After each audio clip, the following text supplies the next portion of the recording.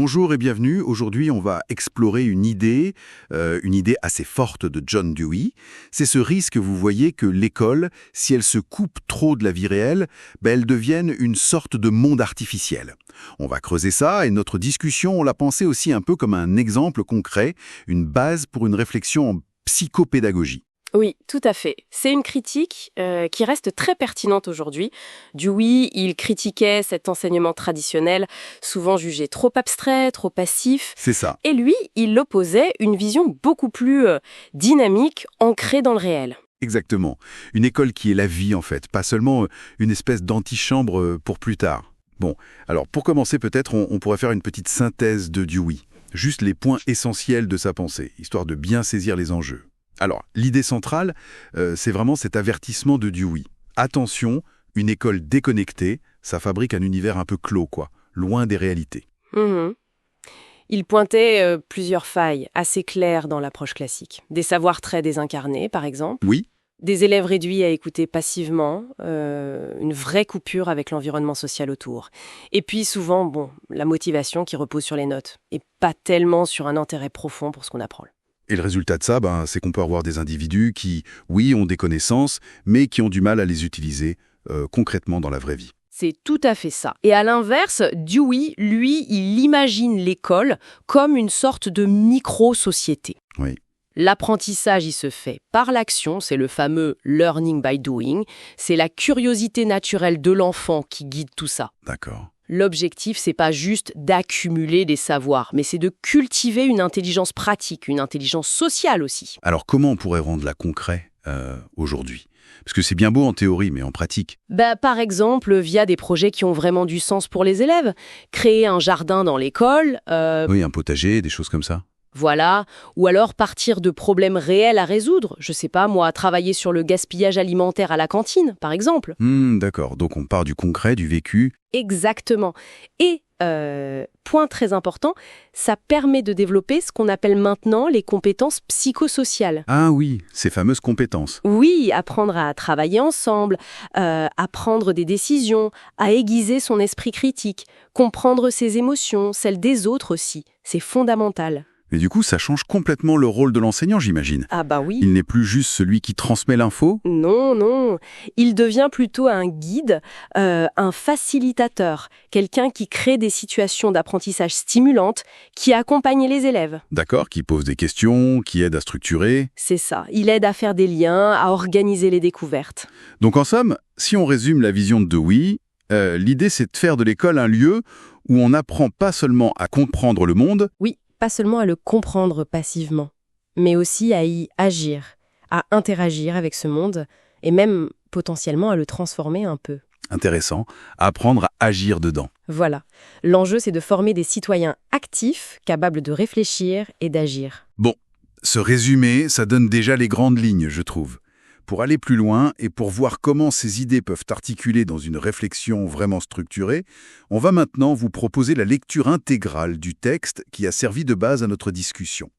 Considérez ça un peu comme un exemple détaillé, vous voyez, un modèle pour un travail en philosophie de l'éducation par exemple. Ça montre comment on peut développer ces points. Lecture intégrale. Examen, psychopédagogie et philosophie de l'éducation. Sujet. Commentez cette affirmation de John Dewey à la lumière de ses idées sur l'éducation et l'expérience. Lorsque l'école est coupée de la vie réelle et devient un lieu artificiel, elle perd sa capacité à éduquer efficacement.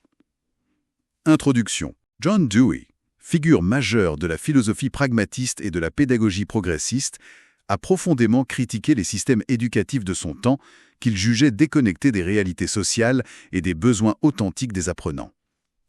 L'affirmation selon laquelle une école coupée de la vie réelle devient un lieu artificiel incapable d'éduquer efficacement est au cœur de sa pensée. Pour Dewey, l'éducation n'est pas une simple préparation à la vie future, mais la vie elle-même, un processus continu de reconstruction de l'expérience. Ainsi, isoler l'école de l'environnement social et des activités pratiques revient à la priver de sa substance vitale et de son potentiel transformateur.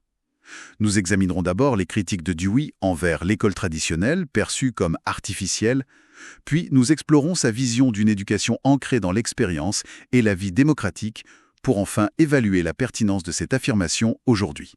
Développement. La critique de l'école artificielle Dewey dénonce plusieurs aspects de l'enseignement traditionnel qui contribuent à créer cet environnement artificiel. Premièrement, les savoirs enseignés sont souvent abstraits, fragmentés et présentés hors du contexte de leur application potentielle. L'élève est invité à mémoriser des faits et des théories sans nécessairement en comprendre le sens ou l'utilité dans le monde réel. Deuxièmement, la pédagogie est fréquemment passive, réduisant l'élève à un récepteur d'informations plutôt qu'à un acteur de son apprentissage. Cette passivité intellectuelle est à l'opposé de l'engagement actif que Dewey juge essentiel à toute expérience éducative significative.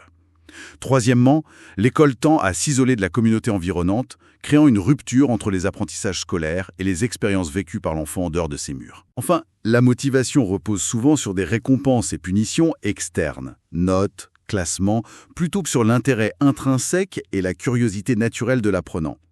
Cette artificialité a des conséquences néfastes.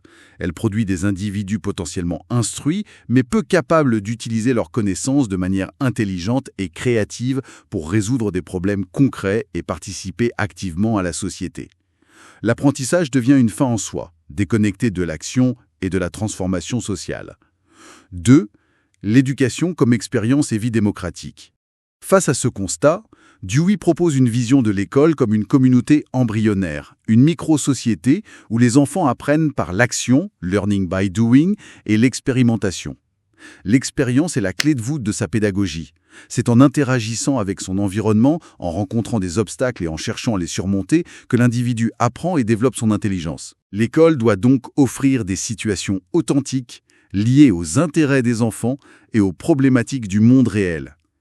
Les projets, les enquêtes, les activités manuelles et coopératives deviennent les outils privilégiés de l'apprentissage. L'enseignant n'est plus un simple transmetteur de savoir, mais un guide qui organise l'environnement, stimule la réflexion et aide les élèves à donner du sens à leurs expériences. De plus, pour Dewey, l'école doit être un lieu d'apprentissage de la vie démocratique.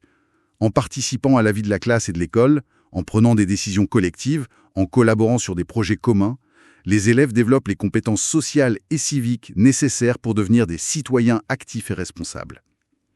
L'école n'est donc pas seulement un lieu d'acquisition de connaissances, mais aussi un laboratoire de la démocratie. 3. Pertinence actuelle. L'avertissement de Dewey contre une école artificielle conserve une pertinence aiguë aujourd'hui. Malgré les réformes et les innovations pédagogiques, la tentation demeure grande de se replier sur des programmes standardisés, des évaluations normatives et des pratiques qui isolent l'école des défis sociaux, économiques et environnementaux contemporains. La pression des examens, la spécialisation excessive des savoirs et parfois le manque de formation des enseignants aux pédagogies actives peuvent contribuer à maintenir cette coupure.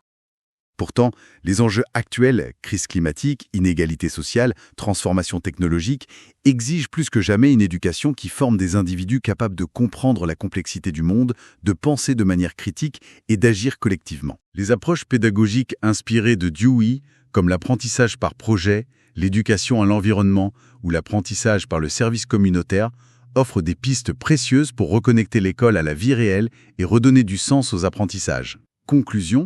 En conclusion, l'affirmation de John Dewey souligne avec force un risque inhérent à toute institution éducative, celui de perdre son objectif fondamental si elle s'isole de la vie et de l'expérience. Une école artificielle peut transmettre des connaissances, mais elle échoue à développer l'intelligence pratique, la capacité d'adaptation et l'engagement citoyen qui sont essentiels dans un monde en constante évolution. La vision de Dewey d'une école comme communauté d'apprentissage active, démocratique et connectée à son environnement reste un idéal puissant pour penser une éducation qui prépare réellement les individus non seulement à comprendre le monde, mais aussi à le transformer. Ou trop. Voilà pour cette lecture qui donne une idée de comment on peut structurer une pensée sur ce sujet.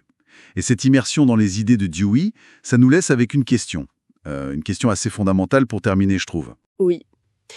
Nos systèmes éducatifs actuels, avec leurs forces, leurs faiblesses, est-ce qu'ils réussissent vraiment à éviter ce piège, ce fameux monde artificiel dont parlait Dewey? C'est une excellente question.